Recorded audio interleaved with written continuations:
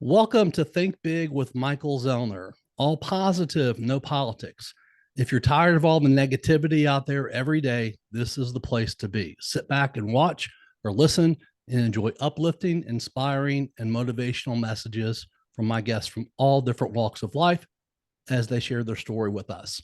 This is my first podcast for 2023. So, everybody, happy and healthy new year. Joining me today on episode 98 is Taijon Duverger. Taijon is the owner and trading coordinator at Kaizen Canine. He is from Miramar, Florida, and went to school at Florida International University, and now he resides in Atlanta, Georgia. Kaizen Canine's mission is, quote, to harmonize the dog and handler relationship by teaching communication that is mutually understood, unquote. Thanks for joining me today, Taijon. Welcome. Thank you for having me. I'm really excited today. My pleasure. Tell us something interesting about yourself most people don't know. So most people don't know that one of my loves other than dogs is basketball. I love playing basketball. I love watching the game.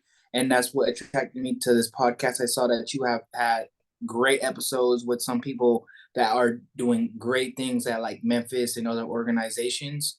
So it's to be on the podcast with these other guests is actually honorable. Thank you very much. And, we talked last week. I think you had mentioned to me how you were definitely wanting to come to Memphis and see Ja Morant play. Yeah, especially with those new shoes he got. Oh, my gosh. They're awesome. I saw those today. Those are great. I have to, I don't play basketball anymore, but I have to get a pair just because I want the shoes. Just to support. Absolutely. Yeah. Taijon, you're only 26 years old and already becoming a major player in the dog training business. I understand this all got started for you when you decided to rescue an Australian cattle dog several years ago. Tell us a little bit more about that. So dogs date back to my life from I would say my first experience with this large German Shepherd when I was probably 10 or 11. So I actually grew up Jehovah's Witness. My grandma was a Jehovah's Witness, and there was someone else in their congregation that was that had a German Shepherd. So that was the first experience I've ever had with a dog, and I was feared out of my mind. My second experience was Chance, a pit bull terrier mixed rescue that I got at the Humane Society down in South Florida. Brought him home like any kid going back to their parents. Hey, I got this dog. My grandma was not happy about that. She was really upset about that. She came home from work and saw a dog in her garage. Right. I had no dog training experience, but I was like, well, if I need to keep this dog, I need to get some training under my belt. So then I started watching videos and beginning to do my best to keep this dog around. But my grandma wasn't having it, so I just took the dog I rehomed him.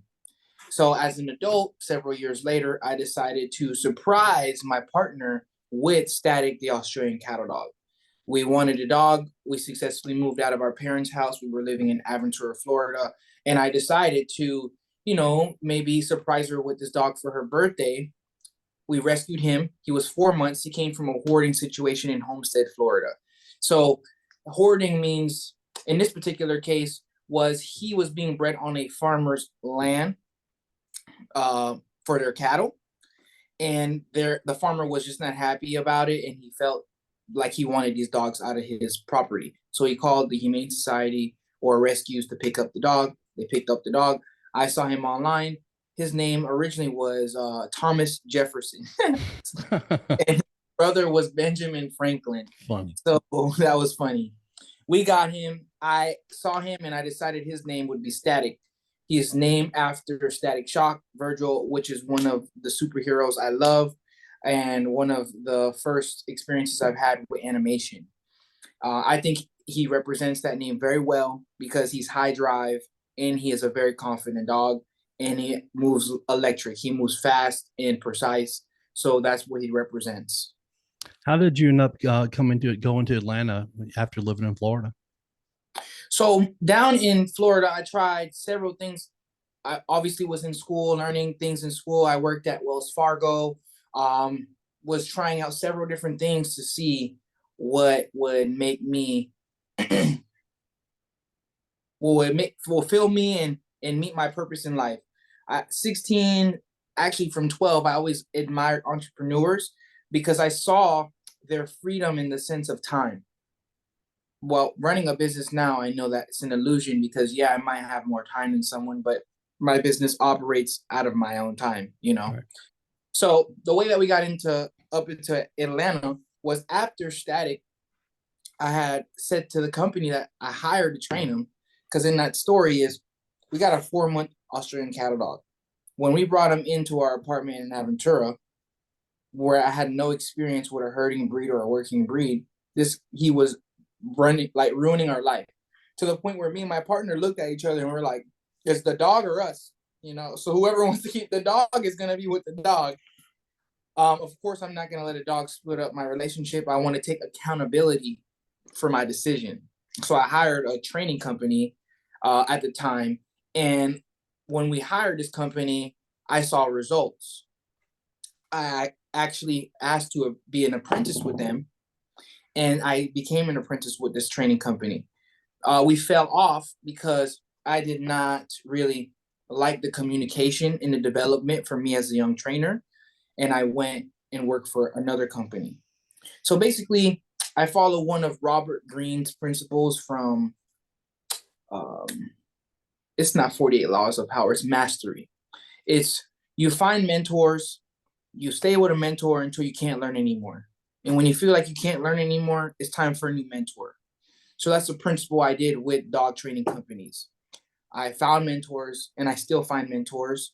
And I find it I will educate myself to the point where, guess what? I learn as much as I can and we can still be friends, but I'm always seeing who can help develop me in my education as a trainer by exploring all the people in the dog training world. So several years later, I went back, created Kaizen, and Kaizen is Japanese for constant or always improving. So that resonated with me because I'm someone that will never be satisfied, which is good and bad, but I always want constant improvement. So I felt that represented dog training well, because people oftentimes think that, hey, we're going to get this dog trained, meaning that we're going to get it up to a certain point and not continue the development. So when people come to me, I say, listen, the main problem is communication. When you have communication, you need to be focused on constantly improving that communication with your dog. So that led to me, the way I got in Atlanta was the second company I went to work for. They told me I could pick a city and open up the market in that city. So I had visited Atlanta several times, and I saw that it was close to home in South Florida. Right. And I figured this was the closest city to Atlanta. So that's how I made my way to Atlanta, in short. I love Atlanta. My sister and brother-in-law used to live there for many years, and I worked with a company that the headquarters were in Atlanta years ago. So I've been there so many times and just love the city. It's a great city. The people are great. The reason that I chose Atlanta also is because it's really a mecca for entrepreneurs. It's a place where there is trust and respect in the community. So if someone comes along and says, I train dogs, there are several people willing to try it out. You know, and for someone who cares and someone who wants to give people the highest level of service I can, we're a perfect match for each other. So Atlanta really took me in. It really gave me trust. It really trusted me as a newbie in the community. And so far, I haven't had any bad experiences helping clients with their dogs. That's great. And by the way, I think I mispronounced it. I think I said Kaizen when it's Kaizen. Is that correct? Yeah. Yeah, no problem. Honest Okay. mistake. Uh, Kaizen. Mhm. you said, quote, all relationships are a reflection of communication. With your dog, it doesn't change. Our focus does, unquote. What does that mean to you? What that means to me is with your partner, with your child, with your friend, your best friend, all our relationships are a reflection of our communication. How we say things, why we say things matter. So if you have a problem with your dog, the problem is not necessarily the dog. It's that it's not understanding your words. It's not understanding what you want out of them. If you have a problem with your wife or your best friend, it's usually that they just don't understand your perspective. So you might need to reword it. You might need to use an analogy. You might need someone else to explain it. So with dogs, our main problem, to be honest, is we speak too much. We go into getting a dog, and it's natural for us. I'm on this podcast. You say, hey, Taijon. I say, hey, Michael. Right? But if you get a dog and you say its name, it might run away because it might not know its name yet. So dogs are actually very physical and visual. Verbal communication is one of the latter things that dogs understand. Wow. And a lot of people probably don't realize that. Mm-hmm. I think that a lot of people make the mistake of speaking too soon. And the more I speak to a dog that doesn't understand me, the more I become less valuable. It's like me talking to you and you don't understand me. Your brain naturally is going to start going elsewhere. Even for listeners listening to this podcast, I have to understand how I speak needs to be exciting. It needs to I need to deliver a message clear, because if not, their brain will go elsewhere. And it's the same thing with my training programs. So when they come to me, it's like the time we have, we need it to be engaging. So my foundation and values in training, my clients notice, is FIRE. FIRE stands for fair, interactive, rewarding, and engaging. And that's what our relationships need to be with our dogs. You know, you have so many 5-star testimonials over the last few years that I've read online. I'm going to share some of them today with our audience. BD said, quote, "It was my first time here with any dog training. Taijon was on time with communication, answering all my questions. During our evaluation, he demonstrated immediate results working with my dog in the sit, stay, and down stay. I had never seen my dog be this calm. Taijon is really excellent at what he does and explains the why behind it," unquote. This was just an initial assessment, Taijon. How are you able to get results like that so quickly? So that's a great question, because in this industry, if you deliver quick results, it amazes people. But that might not be the case for everyone. So for the listener there that doesn't get quick results, I don't want them to feel like, hey, this dog, is a lost hope. That dog in particular was young. So with a young dog, you have a malleable mind. You have a dog that's curious, that wants to hunt, that wants to do a lot of different things. So when I understand a dog's mindset, I can now tap into their mindset. So with that particular dog, a lot of people, I come in, they're saying sit, sit, sit, down, down, down. The reason I was able to help this person out is I said, let's put the leash on and let's hold the dog accountable to keeping its butt down, right? And we let the dog make mistakes, and we just politely put the dog back into a sit, and we reward the dog for sitting, and the dog continued to do that. After sitting for so long, the dog is going to drop down. It's natural to be down for a dog. It's more comfortable than the sitting position. So the dog did that. And it's a better analogy for you is, if I invite you over my house and you come into the kitchen and you start washing dishes, right? You're like, hey, can I help you clean up? After you finish doing that, I said, I just give you $100, right? The next time you come over, you might stay in the kitchen in hope of that $100. Right. So as a dog owner, dog trainer, what you're doing is you're selling hope to your dog. Interesting. Doing it right, you'll be selling hope to your dog. Hope of playing, hope of getting my food, hope of interacting with my owner. Those are things that the dog wants. And if you want something, I can be a bridge to your destination. Is that part of the reason why, like when I say, you and I've talked, I have 3 miniature schnauzers, and that, and I'm sure everybody's dog probably knows the word treat, and so if I need to get something from them, need them to come in, if they're out in the yard and I'm calling their name, they're not coming in. When I say, come get a treat, all of a sudden they come and they're all excited and everything. Is that part of it? The reward part you're talking about? Yeah, the reward is, so for that particular scenario, and many dog owners resonate with this, is they will hear the bag crinkling. So the dog's smart. They hear that bag being opened up, then you say treat, then now I'm getting a reward. So now that dog wants to pay attention because they don't know when that reward's going to come again. That's how they condition their mind to pay attention to that crinkle or that bag sound, right? So someone asked me, do I know how to train that out of a dog so they can stop begging for their food? And I told him, I said, I honestly could teach you, but the problem is that you need to start training your dog to not beg for food. Go to your bed and hang out on your bed. No reason to beg for food, right? It's interesting for a lot of dogs how smart they can be. I tell people, hey, your dog is just getting a degree in you. So imagine a PhD in Michael. That's what those three schnauzers have. Right. You know, it's interesting. Some people don't think about it a lot. And it took me a while. You know, someone said to me once, you realize that, you know, you leave your house every day and you go do stuff and everything, and your dogs are at home.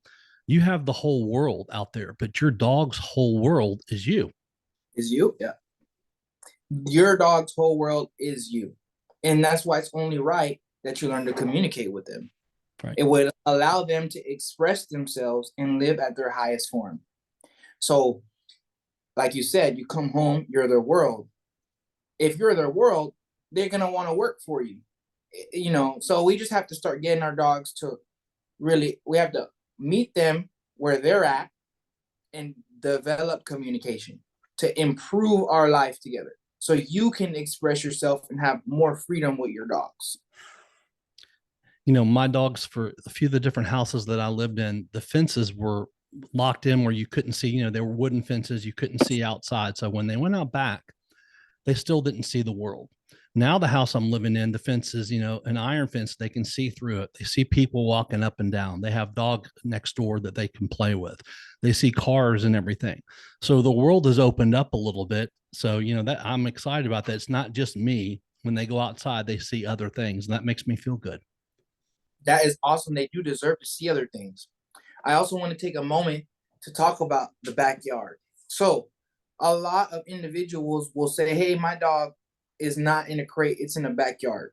Not you in particular, Michael. Sure. But I want people to understand that the house is a crate, the backyard is a crate. At the end of the day, it's a boundary. The dog must stay in this boundary. It's just giving them more space, right? So, we want to be able to go beyond these boundaries and explore with them.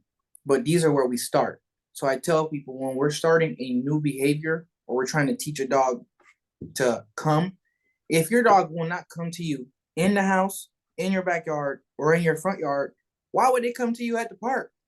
You know, when they go to the park, now it's the candy shop. I smell the squirrel, the chipmunk, and the dogs that were around, and I will see a dog maybe, and I'm at like a kid in a candy store, and my adrenaline is pumping. But Michael wants me to leave the candy to come back to him, where I already know what to expect. So we have to keep our dogs on their toes where they don't know what to expect. That's one. And two, we need to form that connection in familiar areas. What are some of the most challenging aspects of being a dog trainer? So the most challenging aspect is getting the owners to understand the way of life that I encourage dogs to have. So dogs are descendants of wolves. Wolves are hunters and gatherers. They travel in packs. Right? I don't need dog owners to be the alpha, but that doesn't mean not to lead your dog. So key points we need to take care of are safety and management. That's first. Then we need to have leadership, meaning I'm going to decide things for my dog. And then we have obedience, teaching our dogs to listen. So obedience has obi, which is a Latin, which means to listen, right? So we're trying to teach dogs to listen, but ironically, that's not one of their primary forms of communication. They're very visual and physical. If you look at videos of dogs communicating with each other, they're either looking and they are showing signs within their body language, or they might physically touch or correct the other dog.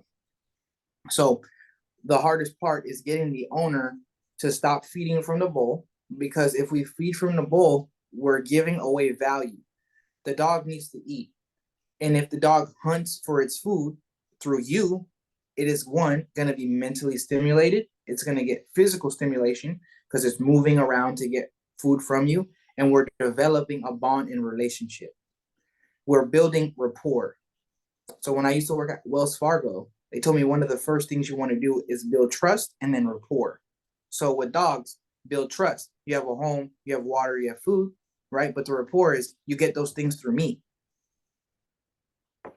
Interesting. So a lot of dog owners that come in and work with me, I have to get them off food stamps and welfare, to be clear, right? The dog is getting free food all throughout the day, and I need to be able to use that so we can get the dog or influence the dog to make the right decisions. So I'm not big on controlling dogs, but I want to influence them as much as possible to make the right decision. And that's why I start off training dogs in a room with nothing typically. Now that I have the privilege to do so, I have like the space to do it, or in my living room where there's little things to interact where it's really easy for the dog to engage with you. So the hardest part really is that dog bowl and then their consistency, because people see results with me. So when they see results, they might get a little lazy. Whereas I want them to keep looking for more, as if I was a personal trainer. Just because you decided you hit your goal of weight, well, there is a new goal, but that's me pushing my goals. So I oftentimes need to drop my ego. As long as the people are happy, most people are fine with their dog coming to them, not peeing in their house, and walking on the leash fine. That is their basic. So for me, I have higher standards for dogs because I feel that they were designed to do more than just serve me. So I'll oftentimes want to train them to do some things like find my keys, find my wallet, find things, hold things in their mouth, because that is what is intuitive and instinctive to a canine, at least the ones that I'm around. Even your schnauzer, I've seen big schnauzers in competition.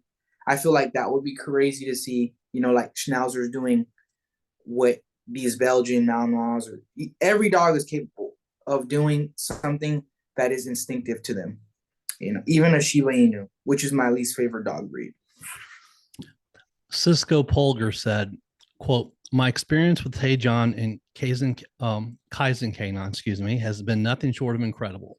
The first time I contacted Taijon, he spoke with me on the phone for over an hour about issues my dog Snowball was having with aggression. I felt confident after all that Taijon was going to be committed to helping Snowball, and that's exactly what happened. Taijon takes a personal and friendly approach that is effective and makes sure that he trains you as well as in order to pass the knowledge on to your dog, which is what you just talked about. Through the leash ended my cycle of trying new training programs, and I couldn't be happier. Thank you, Taijon, unquote. And we talked about this, you can't stress enough the importance of the dog owner to learn some training skills, I take it, to ensure their dog, doesn't forget or go back to their past behaviors. Correct. I actually now, in the latter of this year, designed a whole program outline that gives them the steps, step by step. So if they ever feel regression, I tell them, restart the program. Treat it like your dog knows nothing. That's what we need to do with our dogs. We need to wake up and treat it as if the dog knows nothing. If we treat it like they know, we set expectations, and our expectations lead to disappointment, right? Right. So for a relationship to work successfully, you must treat the other person like they don't know. It's not different with our dogs. When we're dealing with aggressive dogs or reactive dogs, it's just a dog expressing emotion to a particular trigger. If we can get them within a certain distance of that trigger and communicate that when you see trigger, come back to owner or look at owner, then we're changing the emotion. That is my usual go-to when dealing with reactivity or aggression. But we can't get a dog to eat the food under stress or slightly stressed if we're putting it in a bowl.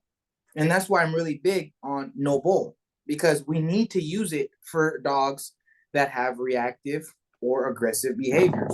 And if your dog doesn't have that, then it's still great to reinforce outside. Every dog has something that is a little fearful for them. They're a little fearful or slightly concerned about. And when you reinforce them with their food or reinforce them with something they want, you're basically giving your dog dopamine. You're getting your dog happy and fulfilled with something they want. And it's really hard for a dog to be mad. I also tell people, what is the last meal you were really upset over? It's rare that we have bad experiences over food.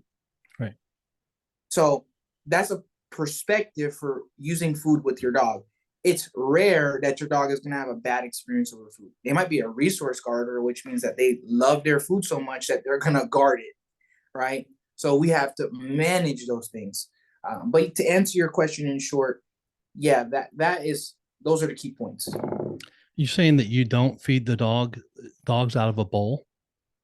So what I always encourage is you ditch the bowl, no to the bowl. If you're having training issues, Okay. There are some people who get to a point where their dog is listening to them, even if they eat from a bowl. I'm not speaking to those people. I'm speaking to people who want higher levels of relationship with their dog. For me, with my dog, we don't do bowl training. We take the food, put it in the pouch, and now we are working for it. There's a connection. He's looking at me, or right now we're working on a hold. He needs to hold something in his mouth and keep it in his mouth until he hears his release word. And he's doing that out of wanting, because I have his food, because I have something he wants. So as much as our dogs love us, they listen to us because we have something they want.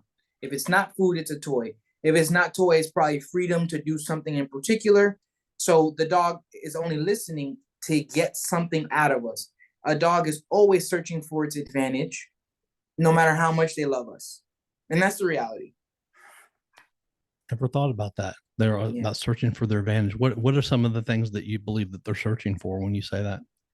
So my dog in particular, there are little habits I've seen with him. So if I tell him down and I start speaking to someone, he might know that I'm speaking to Michael. I can pop out of this down, right? Right. It's my job to reinforce that and put him back in the down so he can learn that even when I'm speaking to someone, stick with my position.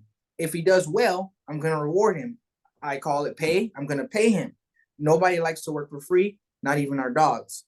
So we must pay them in the currency they want. Most dogs want food. Quote, whenever I felt down, depressed, or overwhelmed, you were the first person I called. We spoke for hours and never got to meet in person, which really makes me break down even more.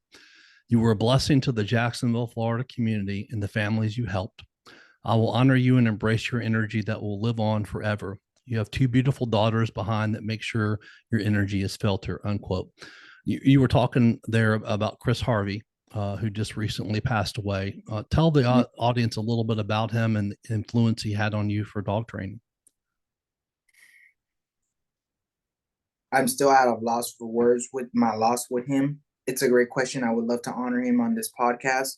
Chris was a fellow apprentice with the second company I worked with, and we made the big leap to open our own dog training companies together. So he opened his dog training company in Jacksonville, and I chose Atlanta.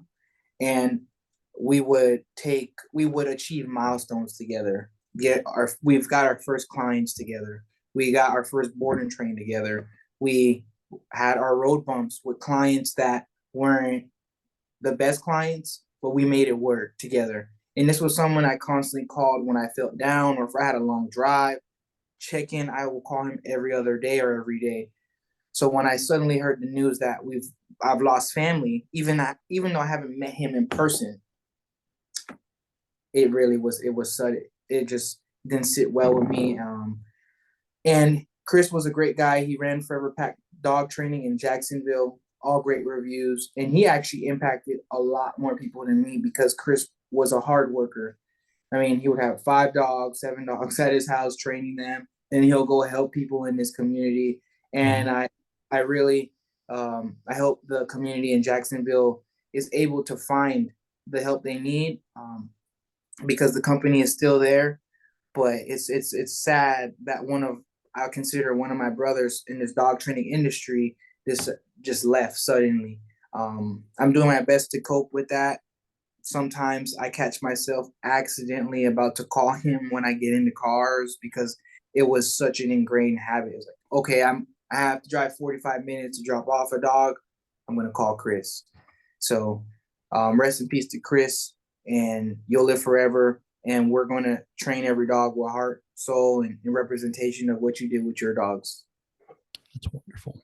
You talked about him being involved in the Jacksonville community. Have you been able to get involved in Atlanta community some too? So in the community, I actually have part of the reason why I went viral and my business blew up was I did free dog training. And I actually want to shout out to a person called Vic Blends. He's a barber in Atlanta. He had this concept of giving out free haircuts outside. So I saw that and I thought, I was like, man, that would be perfect for dogs. So I went out to Piedmont Park, the biggest park in the city, with a sign, me nervous, saying, hey, free dog training. People came to me and they were like amazed at the keys that I was able to help and like in the park with dogs passing by, get their dog to listen and stop running after other dogs or pay more attention to them, how to use the food on walks, how to use a marker, how to build that communication, especially in distractions, was great. We had bully mixes. We've did Yorkies. We've had all sorts of breeds and characters on that. I haven't been able to go out in the last couple months being so busy, but I want to get back out and I actually want to take that on tour. I want to go across the country giving out free dog training so people can experience what it's like to actually have some reliable communication with their pets. What an amazing concept. You know, it's amazing what you find online. You see things other people that are doing that are working maybe in a different industry from what you were doing. And you figure, wait, that's going to work for me too. That's something you're giving something to people. And, you know, there's a big benefit for them. At the same time, you know, helps you get your name out there a little bit more. Yes, I would say, to be honest, that's my gift in life, the vision. I see things a lot, and I have a great vision of I get inspired easily by just seeing other people, surrounding myself with the elite, surrounding myself, even if I'm watching or listening to the elite, that these things speak to me in a certain way and I come up with great ideas. I live a life where I want to come up with at least 10 ideas a day just out of habit, just to keep my mind where it's supposed to be. Even if I don't set out to accomplish them, it's a skill. You're building a skill, the ability to innovate. And if you want to survive in any business, you have to have that skill. Absolutely. Milena Amaro said, quote, Taijon was nothing short of amazing and patient with my dogs. Just when I thought there was no hope for my aggressive 6-year-old Shih Tzu, came Taijon. I never would have thought that his behavior would change, as other trainers had already told me it was too late. He was patient and communicative with my dog throughout the whole training. With my other dog, Baxter, he was super understanding and fun with him, since Baxi is a little bit more playful. Nonetheless, if you're looking for a great dog trainer, look no further and give this guy a call, unquote. I am sure, and I can tell just from talking to you for the last 30 minutes, that being so friendly and patient and outgoing with both the dogs and the owners, it makes a huge difference, doesn't it? It does. And when you have great owners like Melina, and shout out to her, who really want to put the work in, who are open minded and drop their ego of what they know dogs and dog training to be, then you get spectacular results. So we have a small dog that's just reactive and can be aggressive at times. When we put in management protocols like staying on your bed, there we lessen the opportunities of these interactions. Now, when we keep the leash on, when the dog is not on their bed and they're free roaming, now we have something in the event if the dog is reactive or barks to use, right? We don't have to yell at them. We don't have to kick them, use the newspaper, pick up the leash. You don't even need to say a word. And you can either move the dog off of you, correct the dog. And when you have leadership, you start to see a lot of problems like decrease. So when the problems decrease, that's when your reinforcement needs to increase. That's when the dog does well. I say, hey, Melina, he didn't react. Reward the dog. So he wants to keep not reacting, right? So that's big. It's not only correcting behaviors if you're using corrections, but it's also rewarding the dog for doing well and managing their emotions well. And understanding the reality that these dogs have emotions, and at any moment, even when things are going well, emotions can kick in. So the possibility of the dog doing something is it can be there. So when you're working with great owners, it could be the worst case. But if I have an owner who's willing to put the work in, willing to put the time and effort in, that's all I could ask for as a trainer. Do you train a lot of dogs that who had been with other trainers before, but you know didn't get the desired results that the owners were looking for?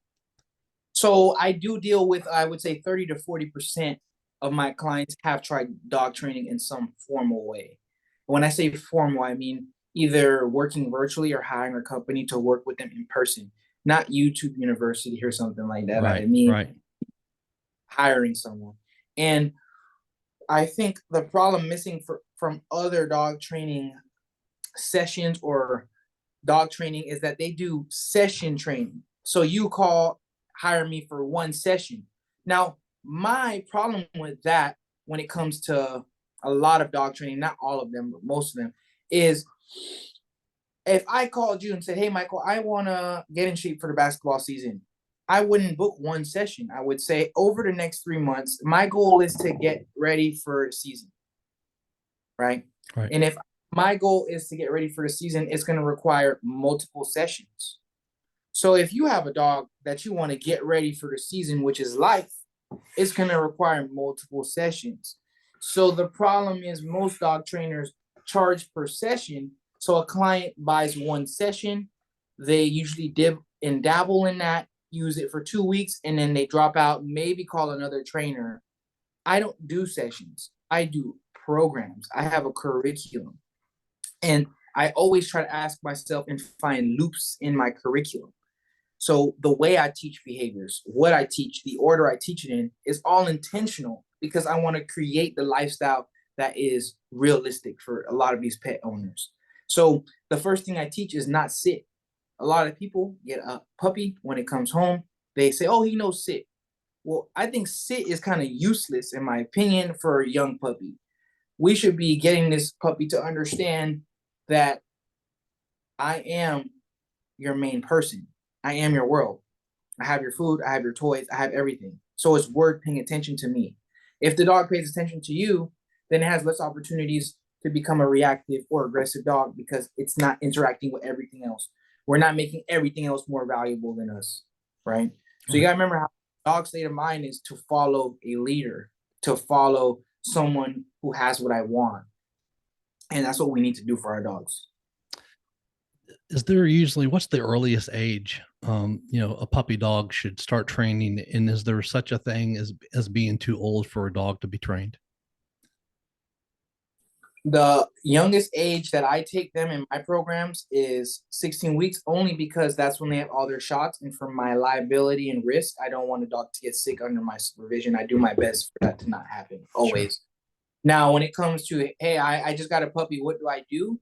8 weeks, 7 weeks from the breeder, I would tell them focus, recall, and crate. The reason is that we're teaching the dog to pay attention because attention pays. We're teaching the dog impulse control, stay in your crate and be in your crate. And we're teaching the dog recall. And if we're able to recall this young puppy, we're able to really save it up potentially from any danger. So if it barks at a dog and I'm able to recall it, then the barking ended. If it's about to run into the street, I can recall it. Now it ended. If I tell a dog to sit in those situations, it's not gonna sit, and now the dog learn to go after the dog. Right. Right now, reactive. Now playing with dogs is a lot more enjoyable than playing with my owner. So that along with potty training is what I would focus at that young age. And I would definitely be hand feeding. I would not put the food down in the bowl with the puppy ever. Interesting. You and I had talked about when I talked to you on the phone last week. I told you I have 3 miniature schnauzers that are all about to be 13 years old, and I asked you, are they still able to be trained? And you told me yes. That's really interesting. They are. So older dogs are able to be trained. Now, it's going to take longer. If we have been doing, if we have been going to the pub at 7 o'clock every Friday for 13 years, I would say 6 weeks or 4 weeks of not going to the pub is not enough, right? Right. So that's just to put that in a perspective for you. If a dog has been doing certain things for 10 years, it might take 6 to 8 months for it to stop doing it.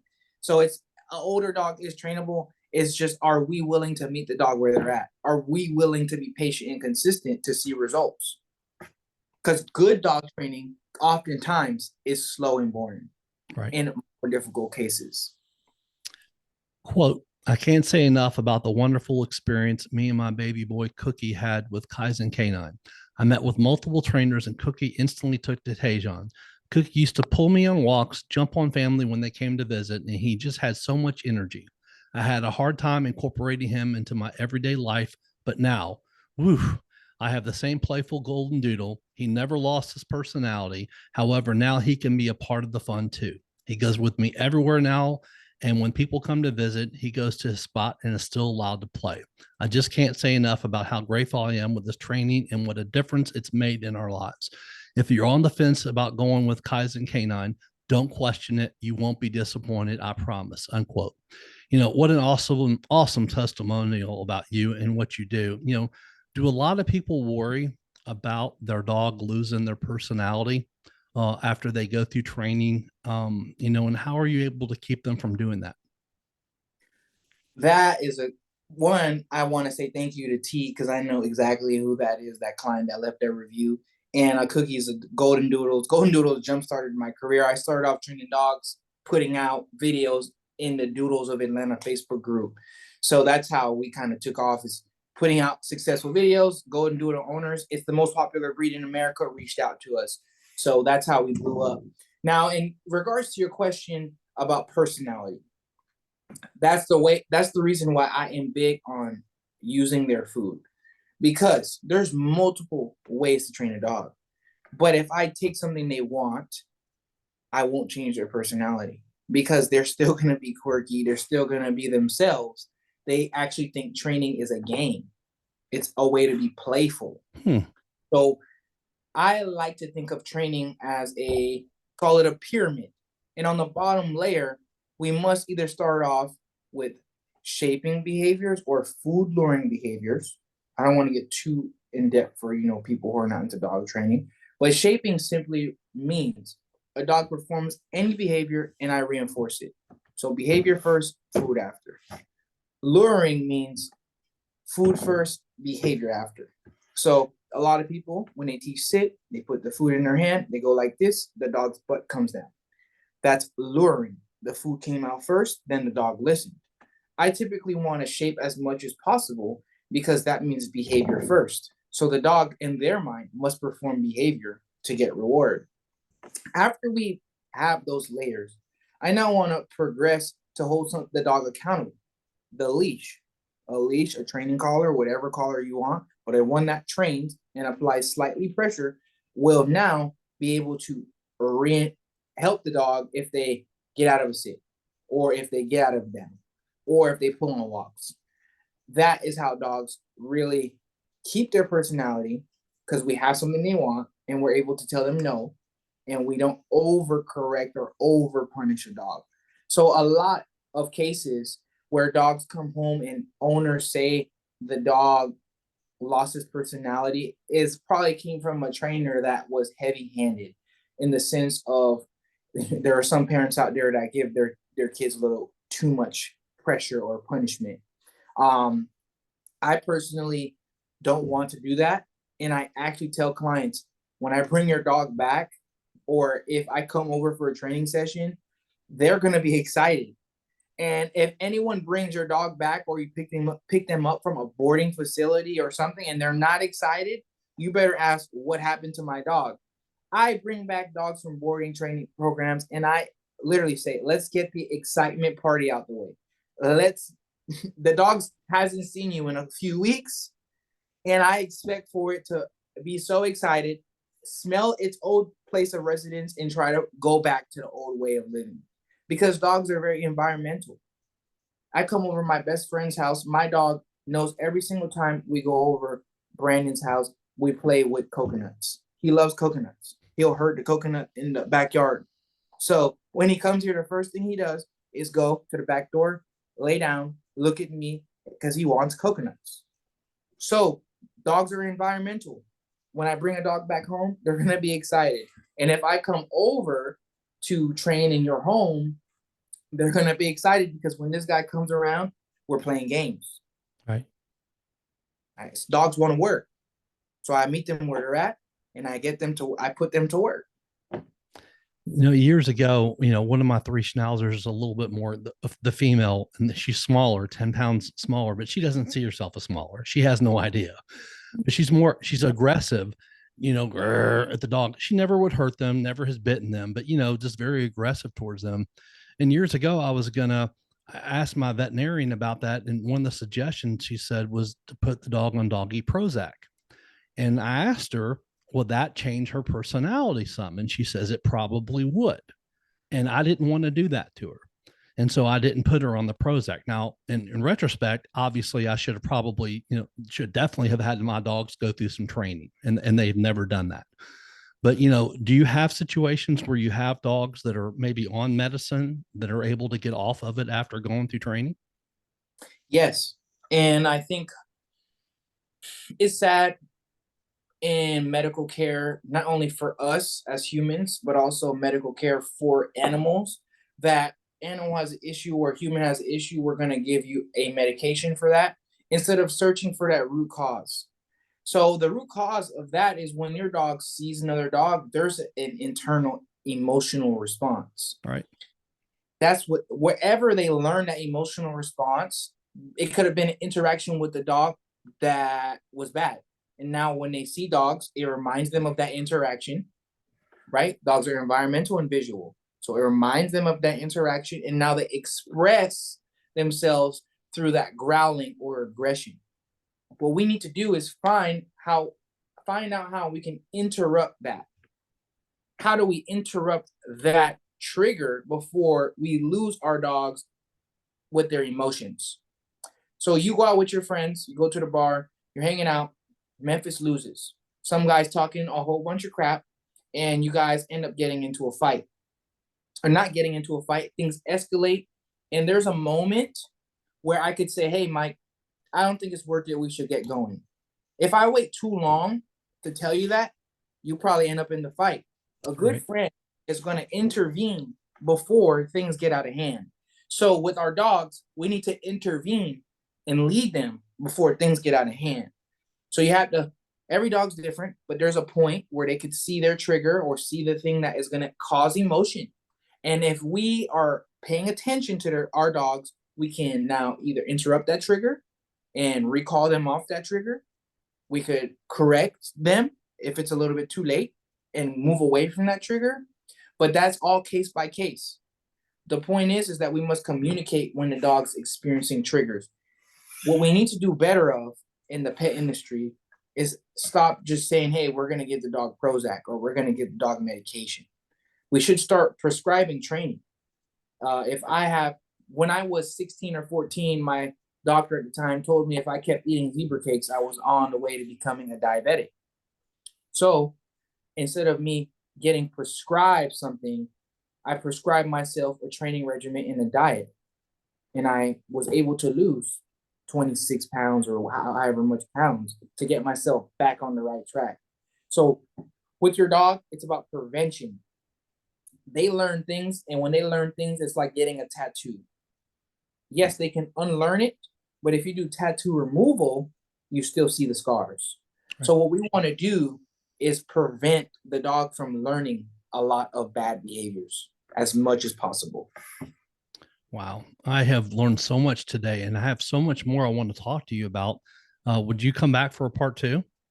We definitely have to do a part 2, and we got to get some dogs on here, Mike. Yeah, definitely. We'll have to get some dogs on here where you can show some of the things that you do, because you're really good. And the answers you've told me stuff today, I thought I knew so much about dogs, but when I was researching you and then with what you've told me today, there's so much more that I can learn, and then our audience can learn too. Me too. I'm always learning, always improving, the way of Kaizen. Well, man, I really appreciate you coming on today. I'm going to have you back on in a few weeks so you can have, some dogs on here, and we'll go through. And like I said, I have a lot more I want to talk to you about. So thanks so much for being my first episode of 2023. I'm grateful. 2023. I hope it's a big year for you. This podcast keeps getting bigger. Remember, think big, baby, think big. Absolutely. Thanks again, Taijon. I'll see you soon. All right. Take care. You too. Bye-bye.